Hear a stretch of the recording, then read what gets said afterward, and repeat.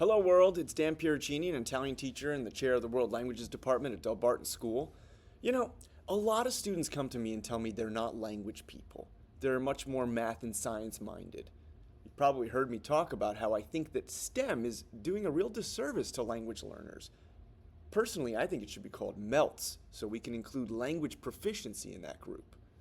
Here's 5 reasons why I think language really should be part of STEM.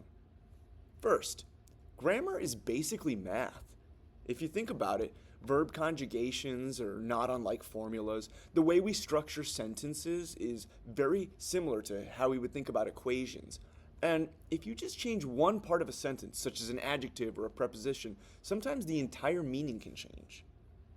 2. Speaking is like engineering. You have to build an idea when you communicate. You have to test it out in conversation. Sometimes if it fails or we don't seem to be understood, whether it's a language we're comfortable with or not, we need to revise and rebuild the approach by which we're expressing a concept or an idea or asking a question. Communication is not about perfection. It's about a prototype. It's about testing ideas to see if we're being understood. 3. Listening is actually problem solving. Think about it.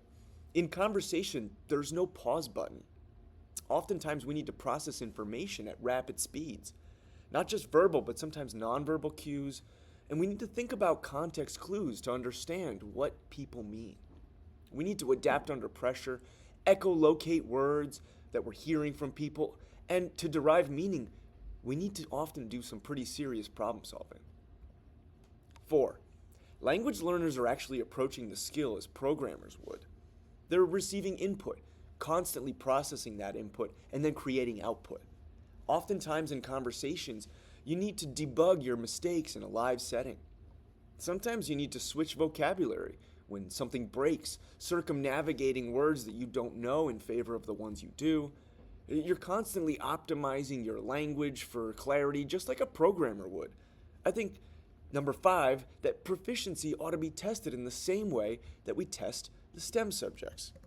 When you're being accurately assessed on your language proficiency, such as on the Apple, in order to get your seal of biliteracy, you're not being asked to regurgitate facts that you memorized. Instead, you're often applying your skills into real situations. It's a lot more of what can you do and not what do you remember. How do you solve this problem in real time? So if you're thinking about language learning, I want you to couch it more into the STEM subjects. Because language learning isn't really that creative, it's much more systems-based thinking. It's experimentation, it's problem solving, it's adaptability, and honestly, I think we're doing ourselves a disservice if we keep calling it the STEM subjects when we should be calling them MELTS.